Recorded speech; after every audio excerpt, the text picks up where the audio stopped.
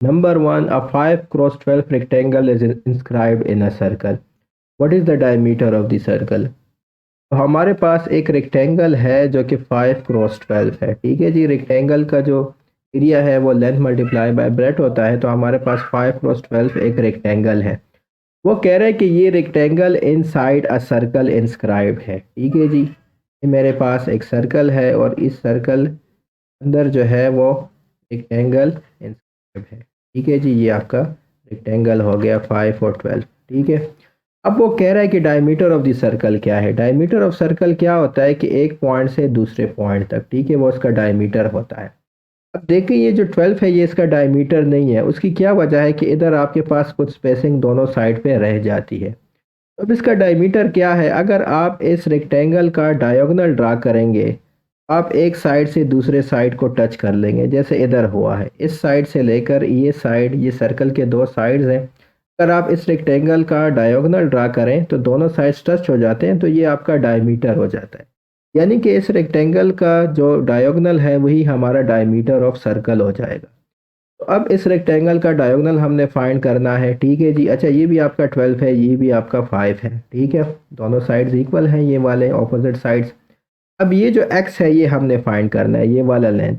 तो हम इसको दोबारा ड्रा कर रहे थे। ये 5 हो गया, 12 हो गया और ये आपका ट्रायंगल हो गया। ठीक है, ये आपका राइट एंगल ट्रायंगल है। इसमें हम पाइथागोरस थ्योरम यूज़ करेंगे कि hypotenuse square is equal to base square plus perpendicular square. ठीक है, तो ये 5 स्क्वायर प्लस 12 स्क्वायर हो जाएगा। X square is equal to 5 का स्क्वायर 25, 12 का स्क्वायर 144। ये एक्स स्क्वायर आपके पास आ जाएगा जी 169। और अगर आप एक्स फाइंड करना चाहते हैं तो अंडर रूट लेंगे, वो आपके पास प्लस माइनस 13 हो जाएगा। अब ये लेंथ है तो ये माइनस नहीं हो सकता, तो आपके पास एक्स इज इक्वल टू 13 आ गया। यानी कि ये जो x है ये आपके पास 13 है। और ये x क्या चीज़ है, बेसिकली रेक्टेंगल का डायगोनल है। और यही रेक्टेंगल का जो डायगोनल था वो बेसिकली इस सर्कल का डायमीटर था। ठीक है, तो इसलिए आपके पास जो डायमीटर ऑफ सर्कल है वो आपके पास 13 यूनिट्स है। नेक्स्ट क्वेश्चन की तरफ चलते हैं।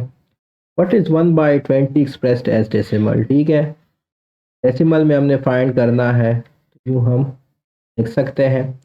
अच्छा, अब हमें इधर एक ज़ीरो लगाना है क्योंकि 20 अगर आप ये करें तो ये नहीं हो सकता, तो आप एक ज़ीरो लगाएंगे। जब ज़ीरो लगाएंगे तो इधर पॉइंट लगाएंगे। अब भी ये नहीं हो सकता डिवाइड, तो फिर आपने एक और ज़ीरो लगाना है। जब आप एक और ज़ीरो लगाते हैं तो इधर भी आप ज़ीरो लगाते हैं।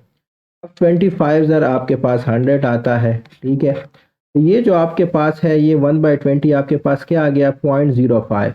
यानी कि 0.05 इसका राइट आंसर है। 1/20 जो कि एक फ्रैक्शन है उसको हमने डेसिमल में एक्सप्रेस कर दिया और ये हम लॉन्ग डिवीजन की मदद से कर सकते हैं। Next question is p is directly proportional to q। अच्छा, p जो है वो डायरेक्टली प्रोपोर्शनल टू q है, यानी कि p इज इक्वल टू एक कांस्टेंट के साथ ये दोनों रिलेटेड होंगे। उस कांस्टेंट को मैं क्या कह लेता हूँ। ठीक है जी, ये आपका इक्वेशन 1 आप कह लें। अब वो कह रहा है कि if q is equal to 12 when q is equal to 12 when p is equal to 8।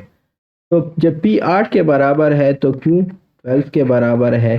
यानी कि जो आपके पास k है वो क्या चीज़ होगी, k आपके पास होगा जी 8 डिवाइड बाई 12, यानी कि 2 डिवाइड बाई 3। ठीक है जी, k की वैल्यू आप इधर से भी फाइंड कर सकते हैं कि k आपके पास क्या चीज़ होगी, p बाई q।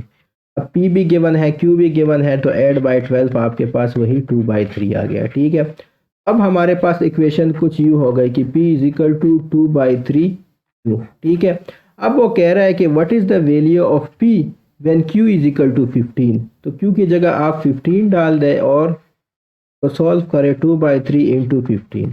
ठीक है जी, ये आपके पास हो जाएगा जी 2 15 ज़र 30 आता है, 30 डिवाइड बाई 3, यानी कि 30 डिवाइड बाई 3 आपके पास 10 आता है।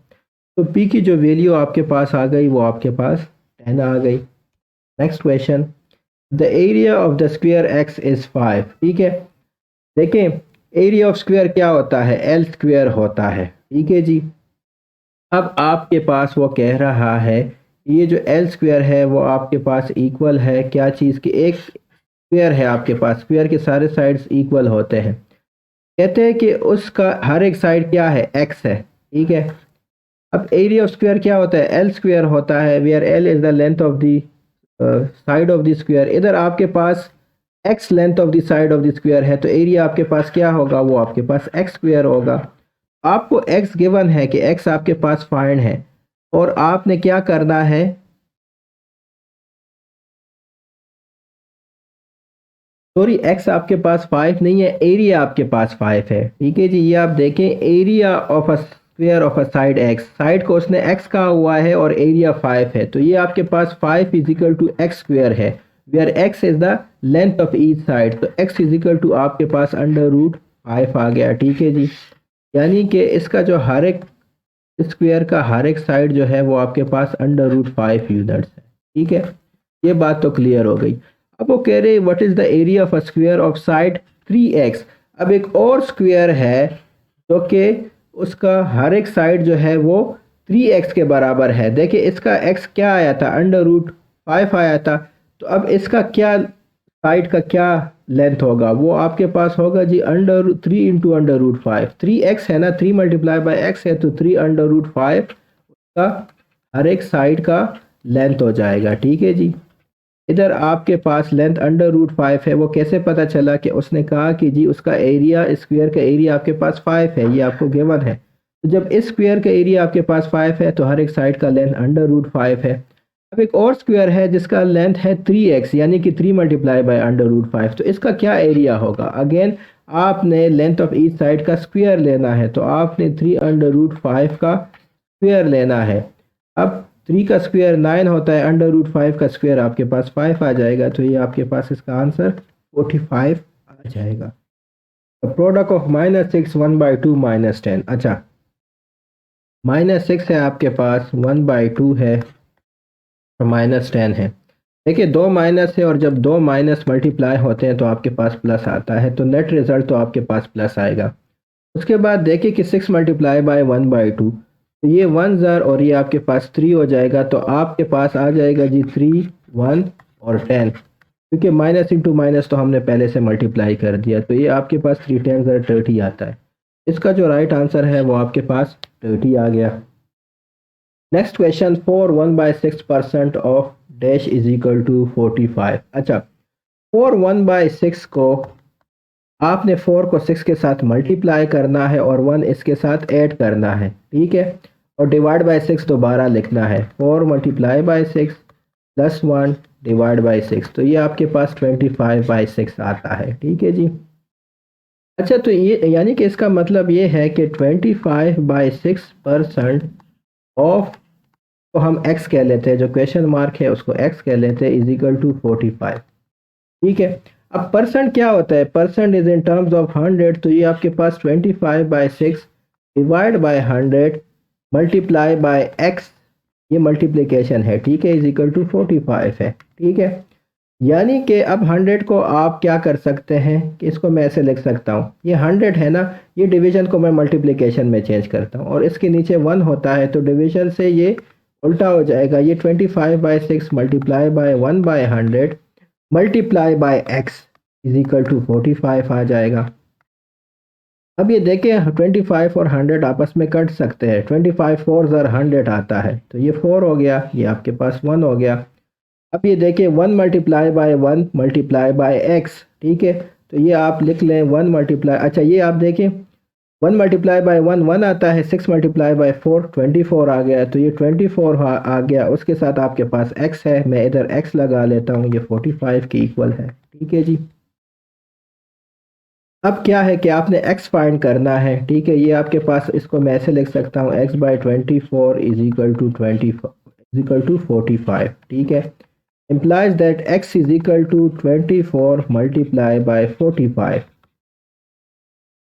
अब आपने 24 को मल्टीप्लाई करना है 45 से, और ये आपका आंसर आ जाएगा। 5 4 ज़र 20, 2 को कैरी किया, 5 2 ज़र 10 और प्लस 2 12 आ गया, और 4 ज़र 16 6 हो गया, इधर मैंने 1 को कैरी किया, 4 2 ज़र 8 8 प्लस 1 9 हो गया, ये 0 8 और 0 1080, इसकी मल्टीप्लिकेशन से आपके पास 1080 आ गया, यानी कि जो x की वैल्यू है वो 1080 है, यानी कि इधर जो क्वेश्चन मार्क है उसकी जगह क्या वैल्यू आएगी, वो आपके पास 1080 आ जाएगी। 25/6% of 1080 is equal to 45, या 41/6% of 1080 is equal to 45. Next question. Sales receive commission of 25 paisa for every Rs 20 worth of merchandise she sells. What percent is her commission? अच्छा, ये आपको पैसा में गिवन है, ये है आपको रुपीस में गिवन है। तो रुपीस से पैसा में कन्वर्ट करने के लिए, क्योंकि हमें पता है कि 1 रुपये में 100 पैसे होते हैं, तो 20 रुपये में आपने उसको 100 के साथ मल्टीप्लाई करना है, तो ये आपके पास 2000 पैसा आ जाते हैं। अब परसेंटेज फाइंड करना है। परसेंटेज कैसे फाइंड करते हैं? ठीक है, कि part divide by whole multiply by 100%, part divide by whole multiply by 100%। या आप ये कहे कि उस वो नंबर, पार्ट वो नंबर है जिसका आप परसेंटेज निकाल लेते हैं, होल वो नंबर है जो कि टोटल नंबर है, और मल्टीप्लाई बाय 100। अब पार्ट क्या है? 25 पैसा है। होल क्या है? आपके पास 20 रुपये हैं, या आपके पास 2000 पैसा है, मल्टीप्लाई बाय 100। ठीक है, ये दो ज़ीरोज़ इस दो ज़ीरोज़ के साथ कट गए। ये 5 का टेबल पढ़े, 5 4 ज़ा 20, 5 5 ज़ा 25, तो ये आपके पास 5/4 आ गया, यानी कि 5/4%। अच्छा, अब आप 5/4 को ऐसे भी लिख सकते हैं, क्योंकि 4 1 ज़ा 4 आता है, इसको आप लिख सकते हैं 1 इंटू 1/4%। इधर जो आपके पास राइट आंसर है वो 1 into 1/4। Next question. 10 men can finish a piece of work in 10 days, whereas it takes 12 women to finish the same work in 10 days. If 5 men and 6 women undertake to complete the work, how many days will it take? ठीक है जी, work and time से related question है। Work and time से हमने इसकी अलग भी video बनाई है, तो भी ज़रूर देख लीजिएगा। अच्छा, अब ये देखिए कि 10 मैन के उसने दिया है कि वो 10 दिन में काम ख़त्म कर सकता है। ये देखिए, 10 man can finish a piece of work in 10 days. और उसने ये भी कहा है कि 12 वुमेन वही काम भी 10 दिन में कर सकते हैं, यानी कि जो काम 10 मर्द करते हैं वही काम 12 औरतें करती हैं। 10 मर्द और 12 औरतें जो है वो उनका काम आपस में बराबर है। मैं इसे लिख सकता हूँ कि 10 man is equal to 12 women. अब अगर हम दोनों को 2 से डिवाइड कर ले, 10 को भी 2 से डिवाइड कर ले, 12 को भी, तो मेरे पास ये कंक्लूजन आ जाती है कि 5 man is equal to 6 man, यानी कि जो काम 5 मर्द कर सकते हैं वो 6 औरतें कर सकती हैं। ठीक है, अब आपसे पूछा गया है कि 15 मैन और 6 वुमेन कितने टाइम में काम करेगी। तो जो 15 मैन है बेसिकली वो आपके पास किस चीज़ की इक्वल है? अच्छा, 6 वुमेन, क्योंकि 5 मैन की इक्वल है, तो इस 6 वुमेन की जगह मैं 5 मैन लिख लेता हूँ। ठीक है, तो 15 मैन एंड 6 वुमेन, तो 15 मैन प्लस 5 मैन में 20 मैन लिख सकता हूँ। ठीक है, ऐसे मैं कर सकता हूँ। ठीक है, तो 10 time required by 15 women and 6 women is equal to time required by 20 man, क्योंकि ये दोनों बराबर है, 15 मर्द और 6 औरतें बराबर है 20 मर्द के। वो ऐसा क्यों है? क्योंकि 10 मर्द उतना ही काम करते थे जितना कि 12 औरतें करती थी, इस तरह 5 मर्द उतना ही काम करते थे जितना कि 6 औरतें करती थी। अब 10 मर्द को 10 दिन चाहिए काम कंप्लीट करने में, 10 मैन नीड्स 10 डेज, तो 20 मैन कितने डेज चाहिए होंगे उनको वही काम कंप्लीट करने में? अगर 10 मैन 10 डेज में काम कंप्लीट करते हैं, एक प्रोजेक्ट कंप्लीट करते हैं, तो 20 मैन कितनी डेज में करेंगे? जाहिर सी बात है वो 5 डेज में करेंगे, मैन ज़्यादा हो गए। तो 20 man needs 10 multiply by 10 divide by 20 days, यानी कि 5 days. Hence, if 5 women and 6 women started to finish the same work, it will take 5 days for them to complete it. तो इसलिए इसका जो राइट आंसर है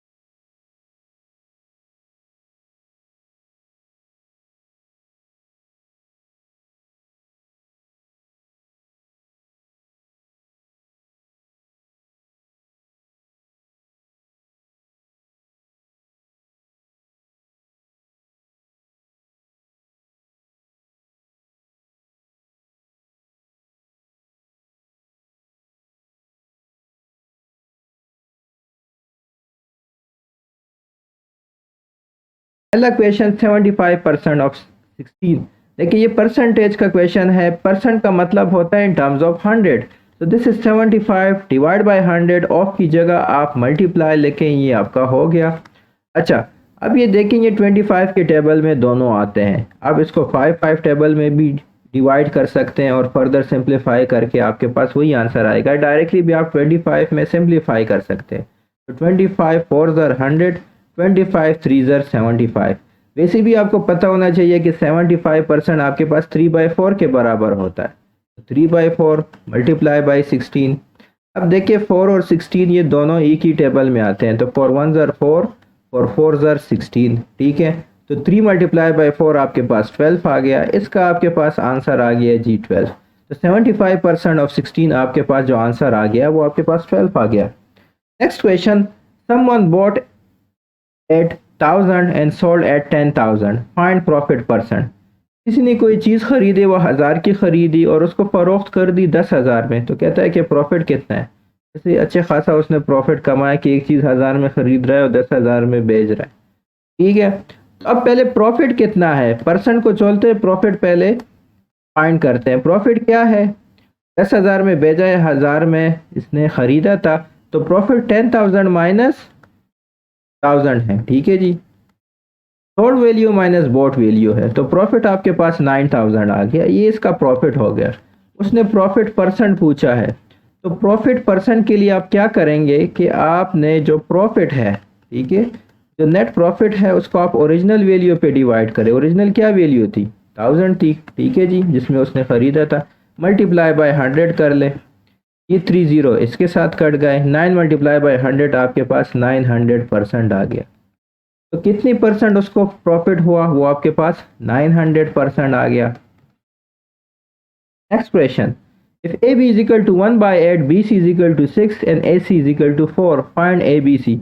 अच्छा, आप इन तीनों को मल्टीप्लाई कर लें, A B multiply B C multiply A C, ठीक है, यानी कि 1/8 मल्टीप्लाई बाई 6 मल्टीप्लाई बाई 4 कर लें। अच्छा देखें, इधर आपके पास ए भी 2 दफ़ा आ गया, बी भी 2 दफ़ा आ गया, सी भी 2 दफ़ा आ गया, तो ये आपके पास ए square B square C square हो जाएगा, ठीक है जी।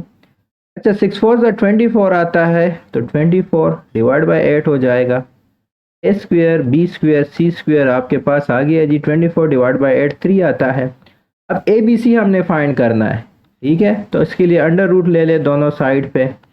ए बी सी, ये अंडर रूट लेने के बाद इधर भी अंडर रूट ले ले, इधर भी अंडर रूट ले ले, तो ये आपके पास अंडर रूट 3 आ जाएगा, जो कि मेरे ख्याल से 1.72 आता है, ठीक है। तो ये इसका आंसर हो गया। Next question, 32 divide by this value. अच्छा, अब आपने 32 ये आपके पास है डिवाइड बाय 0.008। अच्छा, जब भी आप डिनोमिनेटर में राइट साइड पे जाएंगे, जितनी प्लेसेस आप राइट साइड पे जाएंगे उधर आपने ऊपर ज़ीरोज़ डालने हैं। अब ये देखें, इधर मेरे पास एक प्लेस हो गया, 2 हो गए, 3 हो गए, 4 हो गए, मैं 4 प्लेसेस राइट पे जाना चाहता हूँ, तो ऊपर मैं 4 ज़ीरो ऐड करूँगा 32 के साथ। तो ये देखें, मैंने 4 ज़ीरो ऐड कर दिए और मैं इधर आके मेरा डेसिमल पॉइंट इधर आ गया, इधर मेरे पास क्या आ गया, 8 आ गया, 8 पॉइंट समथिंग, 8.0 का मतलब है 8।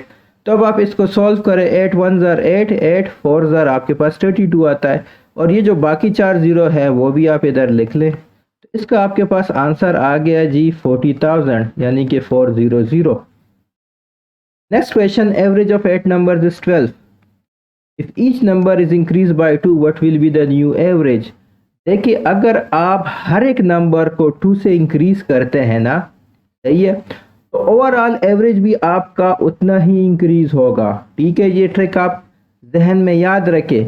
अगर कुछ नंबर्स का एक एवरेज है, जो भी एवरेज है, अब आपसे कहा जाए कि हर एक नंबर वो कुछ इंक्रीज हो गया, तो जितना इंक्रीज हो गया उधर ओवरऑल एवरेज भी उतना ही इंक्रीज होगा। अब इधर एवरेज ऑफ 8 नंबर्स क्या है आपके पास 12। हर एक नंबर जो है उन 8 नंबरों में हर एक नंबर 2 2 इंक्रीज हो गया। अब जो न्यू एवरेज होगा वो आपके पास उन 8 नंबर्स का 14 होगा, ठीक है जी। समझ आ गई इसकी, जितना इंक्रीज है हर एक नंबर का, ठीक है, उतने ही आपके पास एवरेज इंक्रीज हो जाएगा, ठीक है जी। नेक्स्ट क्वेश्चन की तरफ चलते हैं।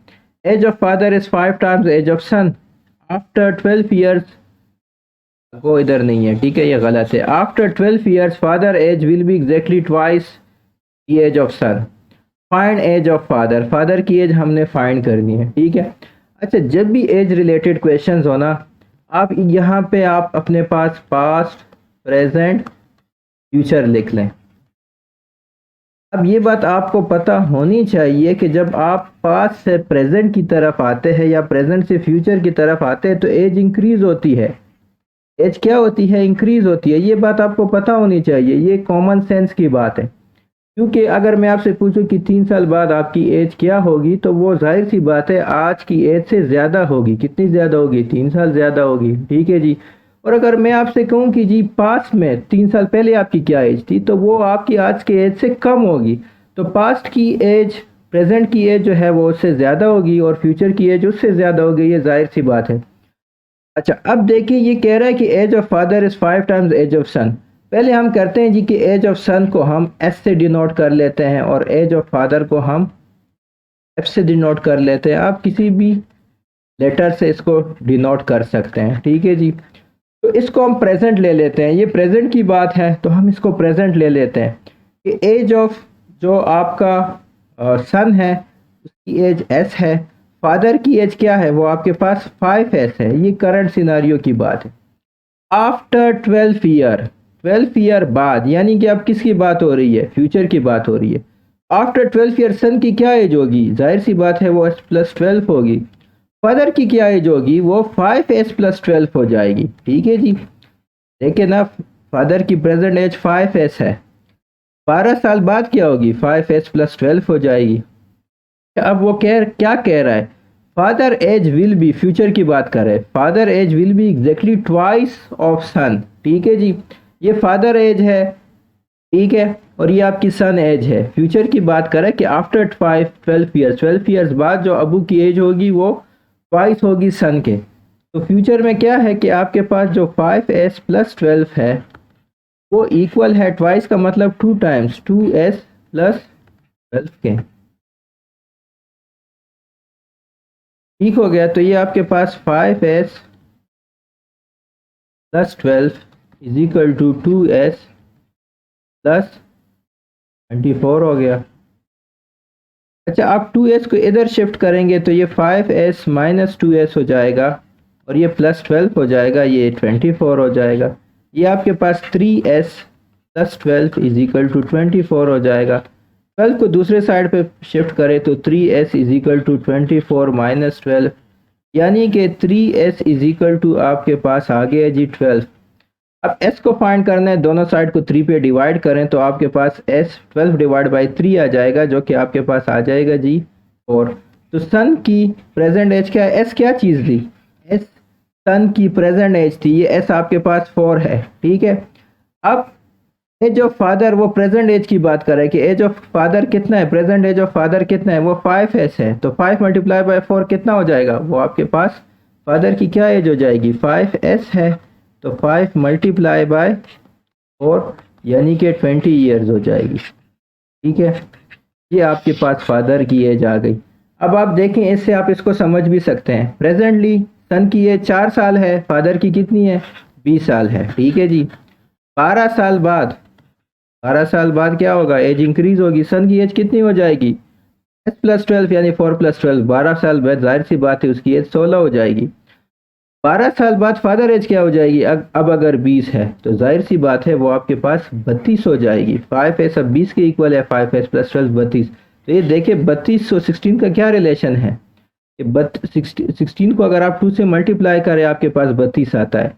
तो father age is then twice the age of the son, ठीक है जी। नेक्स्ट क्वेश्चन की तरफ चलते हैं।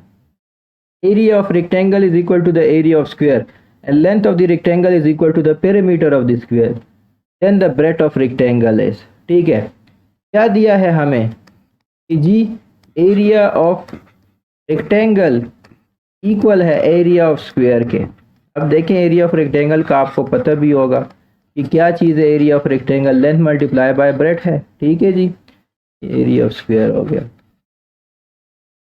तो लेंथ मल्टीप्लाई बाय ब्रेड्थ आपके पास इक्वल है एरिया, अच्छा length of side of square को मैं एस से डिनोट कर लेता हूँ, तो एरिया ऑफ स्क्वायर क्या हो जाएगा, एस स्क्वायर हो जाएगा। ठीक है, ये आपका ये जो पार्ट है ना इसको हमने लिख लिया है। अब वो कह रहा है length of the rectangle is equal to the perimeter of the square. Perimeter of square क्या चीज़ है, अगर उसका एक साइड एस के बराबर है, एरिया एस स्क्वायर है, तो पेरीमीटर क्या है, पेरीमीटर आपके पास स्क्वायर का क्या है, वो 4s है। तो वो कह रहा है कि L बराबर है, ये आपका एक इक्वेशन हो गया। ठीक है, वो दूसरा क्या कह रहा है कि L बराबर है 4s के, length of rectangle is equal to the perimeter of the square, perimeter of the square is 4s, ये आपका दूसरा इक्वेशन हो गया। अब आप यहाँ पे 4s पुट करें, इस L की जगह 4s पुट करें, इक्वेशन 1 में पुटिंग करें तो आपके पास 4s मल्टीप्लाई बाई b आ जाएगा s स्क्वायर। अच्छा ये जो एक s है ना इसके साथ कट जाएगा, s स्क्वायर से मुराद s मल्टीप्लाई बाई s है, तो एक s तो कट गया, तो ये 4b आपके पास आ गया जी s, यानी कि जो b आपके पास है वो s डिवाइड बाई 4 है। तो ब्रेथ ऑफ रेक्टेंगल क्या होगा, breadth of rectangle side of square divide by 4 होगा। s क्या है, स्क्वायर का एक साइड है, तो अगर उसको 4 पे डिवाइड करें तो उससे आपके पास ब्रेथ ऑफ रेक्टेंगल आएगा। ये इसका आंसर हो गया। अगर आपने अभी तक चैनल को सब्सक्राइब नहीं किया तो प्लीज़ चैनल को सब्सक्राइब करें, इस वीडियो को लाइक कीजिए, अगर आपको समझ आ रही है तो यस कमेंट कीजिए और इस वीडियो को शेयर भी कीजिए। ठीक है, अपने दोस्तों के साथ शेयर कीजिए, फेसबुक में शेयर कीजिए, व्हाट्सएप ग्रुप्स में शेयर कीजिए। Next question, if area of circle is 4 pi square metre. अच्छा एरिया ऑफ सर्कल आपको गिवन है जी, area of circle is 4 pi, ठीक है जी, स्क्वायर मीटर उसका यूनिट है। तो ये अब हमें पता है कि एरिया क्या है, पाई आर स्क्वायर की इक्वल है, तो पाई आर स्क्वायर आपके पास 4 पाई है, पाई पाई कट गया, आर स्क्वायर आपके पास 4 आ गया, इम्प्लाइज आर आपके पास 2 आ गया। ठीक है जी, आर आपके पास रेडियस जो है वो 2 मीटर है। अब आपने सरकमफेरेंस फाइंड करना है, circumference is equal to 2 pi r, तो 2 पाई आर कितना है, 2 है, हमने फाइंड कर लिया, ये आपके पास 4 पाई आ गया, इसका सरकमफेरेंस भी आपके पास 4 पाई ही है। ठीक है जी, नेक्स्ट क्वेश्चन, मीडियन ऑफ 2 3 6 7 8 9 10 11। अच्छा मीडियन जो है, मीडियन के लिए आप पहले जो सीक्वेंस आपको गिवन हो उसको असेंडिंग या डिसेंडिंग ऑर्डर में रीअरेंज करते हैं, उसके बाद मिड पॉइंट लेते हैं। ठीक है, अगर वो ऑड नंबर है मिड पॉइंट ले ले, इवन नंबर है तो दो जो मिड पॉइंट वैल्यूज़ हैं उनको ले लें और उनकी एवरेज ले लें। देखिए पहले से रीअरेंज है तो हमने इसका मिड पॉइंट लेना है। ये देखिए हमारे पास नंबर कितने हैं, 1 2 3 4 5 6 7 8, तो हमारे पास 8 नंबर है, यानी कि हमारे पास इवन नंबर्स हैं। तो इनका जो बीच का है वो आपके पास क्या होगा, ये उनका बीच का होगा। ठीक है जी, क्योंकि इस साइड पे भी 3 नंबर्स हो गए, इस साइड पे भी आपके पास 3 नंबर्स हो गए, तो आपने इन दोनों का एवरेज लेना है। 7 + 8 डिवाइड बाई 2, यानी कि 15 डिवाइड बाई 2, ये आपके पास 7.5 आ गया। ठीक है जी, ऑड के लिए आसान है, आपका एक ही नंबर डायरेक्टली आपको मीडियन मिल जाता है। इवन के लिए आपके जो बीच के 2 नंबर्स है आपने उसका एवरेज लेना है, यानी उनको सम करके डिवाइड बाई 2 करना है। Next question, mode. अच्छा मोड सीक्वेंस में वो नंबर होता है जो सबसे ज़्यादा रिपीट हुआ होता है। अब आप देखें कि यहाँ पे कौन सा नंबर सबसे ज़्यादा रिपीट है। ठीक है, 87 जो है वो 3 दफ़ा रिपीट हो चुका है। ठीक है जी, 87, इसके अलावा 84 तो एक दफ़ा ही मुझे नज़र आया है, इसके अलावा कोई भी ज़्यादा रिपीट नहीं हुआ, तो इसका जो मोड है वो क्या है, 87 है, क्योंकि वो सबसे ज़्यादा रिपीट हो चुका है। Next question, average of student numbers आपको गिवन है, आपसे कहा गया है कि एवरेज फाइंड करो। अब एवरेज इक्वल होता है sum of numbers divide by total items, या जितने भी नंबर्स हैं उनकी तादाद, जिसको हम n कह लेते हैं, कैपिटल N। अब देखें अगर आप इनको जमा करेंगे ना आपका काफ़ी टाइम लग जाएगा, और ये आप देखें ये सारे के सारे 100 के बहुत करीब है, और ये नंबर्स कितने हैं, 1 2 3 4 5 6 नंबर्स हैं। ठीक है, ये कितने नंबर्स हैं, ये आपके पास ये 6 नंबर्स है। अच्छा ये 100 के बहुत करीब है, तो ये 100 से हर एक नंबर जितना कम है उनको आप जल्दी से ऐड कर ले। ठीक है, ये 100 से कितना कम है, 10 कम है, ये 9 कम है, ये 2 कम है, ये 4 कम है और ये 5 कम है। इन सब को आप ऐड कर लें कि कितने कितने कम हैं। ये 10 + 9 19, 19 + 2 21, 21 + 4 25, 25 + 5 30। तो ये सारे नंबर जो हैं मिला के 100 से कम है। अगर ये सारे नंबर यहाँ भी 100 होता, यह भी 100 होता, यह भी 100 होता, तो इनका टोटल 600 होता। लेकिन ये जो नंबर्स हैं ये टोटल 600 से कितने कम है, ये 30 कम है। अब 600 माइनस 30 कितना होता है, लेकिन आप बात को समझने की कोशिश करिए। अगर ये सारे 100 होते, 6 नंबर हैं, तो इनका टोटल, इनका जो सम है वो 600 होता, लेकिन ये 100 से थोड़ा थोड़ा कम है। तो जल्दी से हमने जितने जितने कम थे वो हमने लिख ली और उनको ऐड कर लिया, तो ये सारे नंबर्स मिला के 100 से 30 कम है। इनका जो सम है वो 570 होगा। डिवाइड बाय क्या करेंगे, टोटल नंबर जो कि 6 है। अगर आपको इस तरह समझ नहीं आ रही तो आप कन्वेंशन मेथड कर सकते हैं, जो कि 90 प्लस 91 प्लस 98 प्लस 96 प्लस 95 और प्लस 100 है, लेकिन उस पर टाइम ज़्यादा लगेगा। आप ये सोचे कि देखिए ये 6 नंबर्स हैं और 100 के करीब है, अगर ये सारे 100 होते तो टोटल 600 होता। अब ये सारे नंबर्स कुछ ना कुछ 100 से कम है, ठीक है। तो ये 5 कम है, ये 4 कम है, ये 2 कम है, ये 9 कम है, ये 10 कम है। तो उन सबको ऐड कर लें कि वो कितने कम है, टोटल 30 कम है। तो 600 से 30 माइनस कर ले, 570 आ जाएगा। अब आप इसको 6 पे डिवाइड करें, ठीक है जी। ये आपके पास क्या वैल्यू आएगी इसकी, जो आपके पास एवरेज आ जाएगी वो 95 आ जाएगी। इस सीक्वेंस का एवरेज 95 है। Next question, which of the number between 100 to 200 is divisible by 4 and 5। अच्छा, देखिए 4 and 5 बहुत से डिविजिबल है, तो 4 and 5 का आपने एलसीएम लेना है। एलसीएम क्या है कि इस केस में इन दोनों का मल्टीप्लिकेशन है जो कि 20 है। अब आपको कुछ ऐसा नंबर ढूंढना है कि जो 20 पे डिवाइड हो सके। अब इन नंबर में आप देखें कि 20 पे कौन सा डिवाइड हो रहा है, सिर्फ ये जो नंबर है यही 20 पे डिवाइड हो रहा है, तो इसलिए आपके पास ये जो आंसर है वो ठीक है। Next question, find the number which is divisible by 21 and 18 both. इसके लिए अगेन आपने इन दोनों का एलसीएम लेना है, 21 और 18 का एलसीएम लेना है। ये दोनों 3 पे डिवाइड हो सकते हैं, तो इधर आपके पास 7 आ जाएगा, इधर 6 आ जाएगा, फिर आप 7 लिख लें। ये मैं क्या कर रहा हूँ, ये मैं एलसीएम ऐसे ही निकालते हैं, आपको एलसीएम निकालना आना चाहिए, ठीक है जी। अब आप इनको क्या कर लें, मल्टीप्लाई करें। 3 मल्टीप्लाई बाय 7 मल्टीप्लाई बाय 6, ठीक है जी। 3 मल्टीप्लाई बाय 7 आपके पास 21 आता है, मल्टीप्लाई बाय 6, ठीक है जी। तो ये इसको अगर आप मल्टीप्लाई करें ये आपके पास 126 आएगा। अच्छा, तो जो नंबर्स भी आपको गिवन हो, जो भी ऑप्शंस गिवन हो, उसमें 126 या मल्टीपल ऑफ 126 यानी कि 252 हो गया। इसी तरह आपके पास इसका जो थर्ड होगा वो क्या होगा, 126 मल्टीप्लाई बाई 3 हमने करना है, तो वो क्या होगा, वो आपके पास 378 हो जाएगा। तो ये सारे नंबर्स इसमें जो भी ऑप्शन मौजूद है वो डिविजिबल बाई 21 and 18 बोथ होगा, ठीक है जी। इक्वेशन तो हम ऑलरेडी कर चुके हैं। इसके बाद ये जो क्वेश्चन है, n is directly proportional to m, n is equal to 5, m is equal to 4, find the value of m if n is equal to 4, ठीक है जी। n जो कहता है वो कहता है कि डायरेक्टली प्रोपोर्शनल टू m है, ठीक है। तो इसको हम ऐसे भी लिख सकते हैं कि n इज इक्वल टू एक कांस्टेंट k और इनटू m, ठीक है। अब देखिए आपको n की वैल्यू गिवन है, n इज इक्वल टू 5 है और m इज इक्वल टू आपके पास 4 है। तो यहाँ से हम k निकाल सकते हैं। k क्या हो जाएगा इस केस में, k आपके पास हो जाएगा जी 5/4। ये आपके पास k आ गया है जो कि कांस्टेंट है, ठीक है, क्योंकि अगर डायरेक्टली प्रोपोर्शनल है तो बीच में कुछ कांस्टेंट होगा, इधर वो कांस्टेंट आपके पास 5/4। अच्छा, अब वो कह रहा है कि find the value of m if n is equal to 4।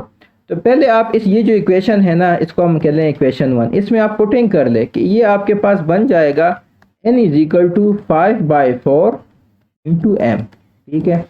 अब आपको जो भी वैल्यूज गिवन हो, एक वैल्यू गिवन होगी, एक आपने फाइंड करनी है, आप आसानी से फाइंड कर सकते हो, ठीक है। तो n is equal to 5/4 into m में आपको क्या गिवन है कि m फाइंड करना है, n इज इक्वल टू 4 है, ठीक है जी। तो ये आपके पास 4 है और आपने क्या फाइंड करना है, आपने m फाइंड करना है, ठीक है। तो ये देखिए ये m मैं फाइंड करना चाहता हूँ, तो इसके लिए क्या करूँगा कि m आपके पास क्या हो जाएगा, अच्छा ये इसके साथ पहले मल्टीप्लाई हो जाएगा, तो 4 multiply by 4 is equal to 5m, ठीक है। तो 16 इज इक्वल टू 5m हो जाएगा।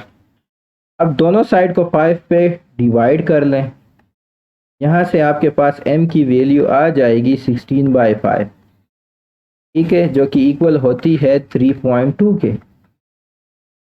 ये आपके पास m की वैल्यू आ चुकी है। Next question, age of Mansoor is 4 more than age of Ahmad, ठीक है, and exactly half as Ali. If sum of all ages is 24, find the age of Mansoor, ठीक है, अगेन एज क्वेश्चन है, ठीक है। अब आपको गिवन है कि अच्छा मंसूर की एज को मैं एम से डिनोट करता हूँ, अहमद की एज को ए एच से डिनोट कर लेता हूँ, अली की एज को ए एल से डिनोट कर लेता हूँ, ठीक है। आप किसी भी नंबर से इसको डिनोट कर सकते हैं। तो पहले जो मंसूर की एज है एम इज इक्वल टू वो क्या है, अहमद की एज और 4 ज़्यादा, क्योंकि उसकी मंसूर की एज 4 ज़्यादा है अहमद से, तो अहमद की जो भी होगी मंसूर की इससे 4 ज़्यादा होगी। ये आपका एक इक्वेशन हो गया। And exactly half age Ali, ये किसकी बात कर रहा है, मंसूर की बात कर रहा है। मंसूर की एज आपके पास अली की हाफ भी है। ये आपके पास इक्वेशन 2 हो गया। अब वो कह रहा है कि सम ऑफ ऑल एजेस, यानी कि मंसूर की एज, अहमद की एज और अली की एज आपके पास 24 के बराबर है।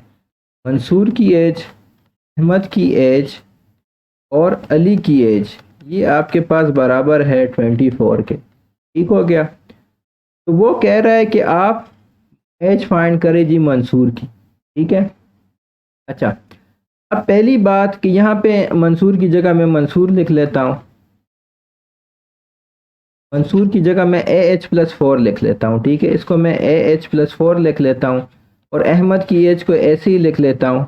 और फिर आपके पास अली की एज है, अली की एज क्या है, अगर इससे मैं अली की एज निकालूं तो Ali is equal to 2m हो जाएगा, ठीक है जी। और 2m किस चीज़ के बराबर है, अगेन 2 इंटू एम किस चीज़ के बराबर है, ए एच प्लस 4। ये आपके पास 2ah यानी कि अहमद की एज प्लस 8 हो जाएगी। इधर आप 2ah प्लस 8 लिख लें। ये कहता है कि इक्वल है 24 के।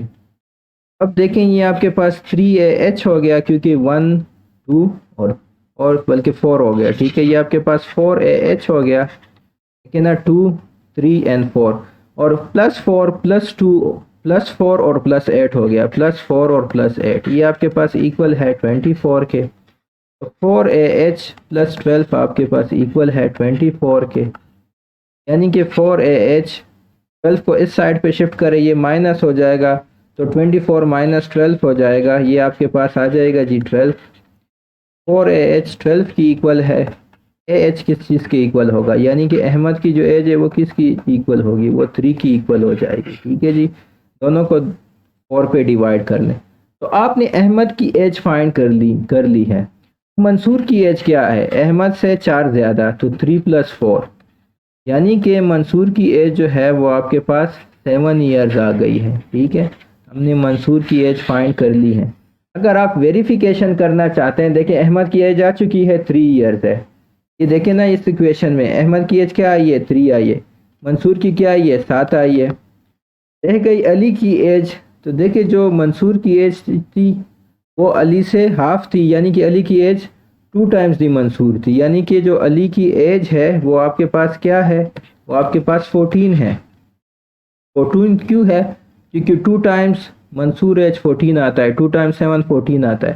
तो इन दोनों को अगर आप प्लस करें ये आपके पास 24 ही आता है। ये मैंने वेरिफिकेशन के लिए कर लिया, इसलिए आपके पास ये जो राइट आंसर है कि मंसूर की एज 7 ईयर्स है।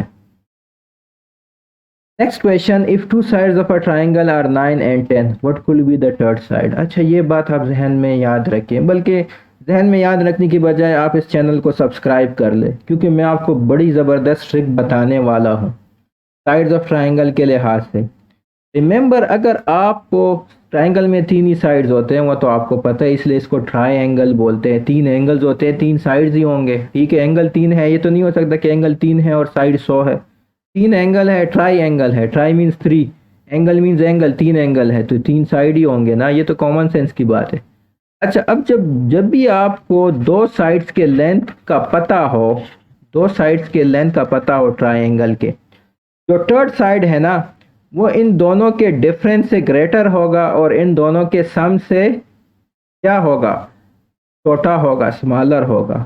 समझ आइए, लेंथ ऑफ थर्ड साइड जो है, चाहे जो भी ट्राइंगल है, length of third side is always greater then, किस चीज़ से ग्रेटर होगा, greater than difference of the other 2 sides, greater than difference of other two sides. ठीक है जी, इसको लिख लें, नोटबुक निकाल लें, इसको लिख लें, is always greater than difference of other two sides and smaller than, and आ गया स्मॉलर, उससे कम होगा, किस चीज से कम होगा, smaller than the sum of other two sides, smaller than sum of other two sides. मैं ज़रा जल्दी लिख रहा हूँ, राइटिंग थोड़ी ख़राब हो रही है, आपने साफ साफ लिखना है और उसको समझना है कि ट्राइंगल का जो थर्ड साइड है वो हमेशा ग्रेटर होता है difference of the other two sides और स्मॉलर होता है sum of the other two sides. अब आपको टू साइड्स गिवन है 9 और 10 है, डिफरेंस क्या है इन दोनों साइड्स का, डिफरेंस है आपके पास 1, क्योंकि 10 माइनस 9 1 आता है। सम क्या है इन दोनों का, सम है जी आपके पास 19। तो आपके पास जो थर्ड साइड होगा वो 1 से हमेशा ग्रेटर होगा। ठीक है जी, जो थर्ड साइड होगा वो 1 से हमेशा ग्रेटर होगा और वो 19 से हमेशा स्मॉलर होगा।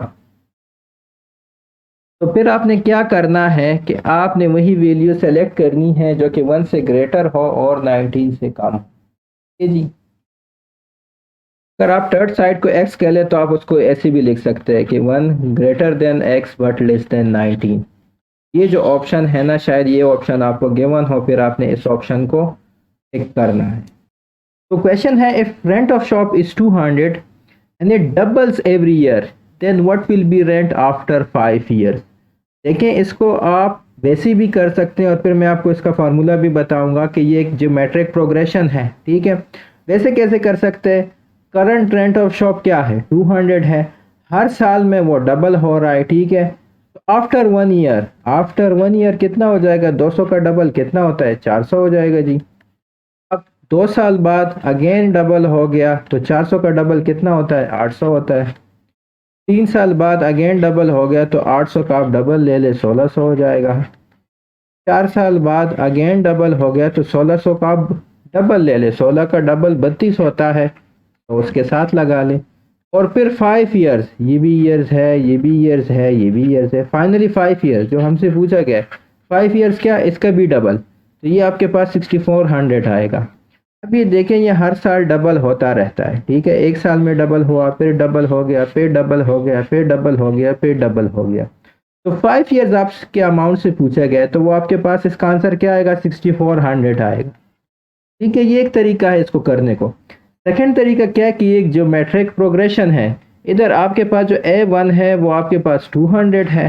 ठीक हो गया, और आपके पास जो R है वो आपके पास क्या है 2 है क्योंकि डबल हो रहा है, और इसी तरह आपके पास जो N है वो 5 है। अगर आप, या N आप 6 ले लें क्योंकि N-1 होता है, तो अगर आपने AN फाइंड करना है तो आप A1 R पावर N ले लें। A1 कितना है 200 है। ठीक है जी, अगर आप इसको A1 कह रहे हैं, ठीक है, आपके पास R पावर 2 पावर 5 हो जाएगा। इसको आप सॉल्व करें, ये 200 इंटू 32 आ जाएगा, ये आपके पास 6400 आ जाएगा। ये बेसिकली आपके पास ज्योमेट्रिक प्रोग्रेशन का क्वेश्चन है। ठीक है जी, नेक्स्ट क्वेश्चन की तरफ चलते हैं। A man travels 3 yards in 2 minutes. How much will he travel in 50 minutes? ठीक है, एक बंदा है, अगेन वो डिस्टेंस और टाइम का क्वेश्चन है, वो 3 यार्ड्स कवर करता है 2 मिनट्स में। अब देखिए, आपसे पूछा क्या गया है, आपसे मिनट्स का पूछा गया है, तो इसमें आपने पहले 1 मिनट फाइंड करना है। अब 1 मिनट फाइंड करने के लिए मैं क्या करूँगा कि दोनों साइड को 2 पे डिवाइड करूँगा, तो 3/2 यार्ड्स वो कवर करता है, इसको भी आप 2 पे डिवाइड कर ले, 2/2 आपके पास 1 आएगा 1 मिनट में। अब आपसे पूछा गया कि 50 मिनट्स में कितना कवर करते हैं, तो दोनों साइड को आप 50 से मल्टीप्लाई करें। 1 मिनट में अगर वो 3/2 यार्ड्स कवर करता है तो 50 मिनट्स में वो मल्टीप्लाई बाय 50। ठीक है, आपके पास ये 50 मिनट्स आ जाएगा। ठीक है जी, 1 मिनट में वो 3/2 यार्ड्स कवर करता है तो 50 मिनट्स में कितना करेगा, जाहिर सी बात हो आपको मल्टीप्लाई करना पड़ेगा, किस चीज़ से, 50 से मल्टीप्लाई करना पड़ेगा। ऐसा ही है कि मैं आपसे कहूँ कि एक अंडे की कीमत 2 रुपये, तो 50 अंडे की कीमत क्या होगी, आपको मल्टीप्लाई करना पड़ेगा। अच्छा, अब इसको सोल्व कीजिए, 2 1 ज़र 2 और 2 25 ज़र आपके पास 50 आता है। अब 3 मल्टीप्लाई बाय 25 आपके पास 75 यार्ड्स आ गया, यानी कि अगर वो 2 मिनट में 3 यार्ड कवर करता है तो वो 50 मिनट में 75 यार्ड्स डिस्टेंस कवर करेगा। Next question, sum of two numbers is equal to twice their difference, if one number is 10 find the other. अच्छा, sum of two numbers, let those numbers be x and Y. उस numbers को हम कह लेते हैं कि जी जो हमारे पास जो नंबर्स हैं, let those numbers be x and y. ठीक है जी, उन नंबर्स को हमने कह दिया एक्स एंड वाई कह दिया। आप उसको कुछ भी कह सकते हैं, आप उसको ए एंड बी कह सकते हैं। ठीक है, अब देखिए कह रहा है कि sum of two numbers, sum of two numbers क्या है, X plus Y is equal to their difference. Difference क्या है, X minus Y is equal to twice their difference. Twice का क्या मतलब है, टू। ट्वाइस देयर डिफरेंस हो गया, इसको आप सॉल्व करें। X plus Y is equal to 2x minus 2y। ठीक है जी, एक्स को आप इस साइड पे शिफ्ट करें, ये आपके पास 2x minus x minus 2y हो जाएगा। तो ये आपके पास y is equal to x minus 2y हो जाएगा। अब इस माइनस 2y को आप इधर शिफ्ट कर लें, तो आप क्या करेंगे कि दोनों साइड को प्लस 2y, दोनों साइड पे प्लस 2y लगाएंगे। तो इधर भी आप प्लस 2y लगा लें, इस साइड पे भी प्लस 2y लगाएं। अब माइनस 2y प्लस 2y आपके पास 0 आता है, तो ये आपके पास 3y is equal to x हो गया। ठीक है जी, अब आपको गिवन है कि एक नंबर आपके पास 10 है, तो चले जी y को आप 10 ले लें। तो अब जब y को आपने 10 ले लिया तो x के किस चीज़ के इक्वल है, इधर 3y की इक्वल है। तो 3 मल्टीप्लाई बाई 10 आपके पास ये 30 आ जाएगा। ठीक है जी, तो अगर एक नंबर 10 है तो दूसरा नंबर आपके पास 30 हो जाएगा। अब देखिए आप इन दोनों नंबर को सम करें, 10 प्लस 30 कितना होता है, 40 होता है। और 30 माइनस 10 कर ले, वो कितना होता है, वो आपके पास 25 के इक्वल होता है, 20 के इक्वल होता है। तो इनका जो सम है that is equal to difference of their. तो एक नंबर आपके पास 10 हो गया, दूसरा आपके पास 30 हो गया। अच्छा, अगर आप ये कहे कि जी आप कहते हैं कि नहीं y आपने 10 क्यों लिया है, हम x भी तो 10 ले सकते हैं। तो अगर आप x को 10 लेते हैं, ठीक है, फिर आपके पास y क्या आ जाएगा, अगर x आप 10 लेते हैं तो फिर आपके पास y आ जाएगा जी 3.33। ठीक है जी, वो भी ठीक है। तो उसमें फिर आपके पास एक नंबर 10 होगा, दूसरी नंबर 3.33 होगा। लेकिन अगर आपको फिर आप ऑप्शंस में देखेंगे, ऑप्शंस को आपका दूसरे नंबर कौन सा गिवन है। अगर 30 गिवन है 30 को टिक कर ले, अगर 3.33 गिवन है तो 3.33 को टिक कर ले, डिपेंडिंग अपॉन कि आपने एक नंबर जो है वो कौन सा लिया है, x लिया है कि y लिया है।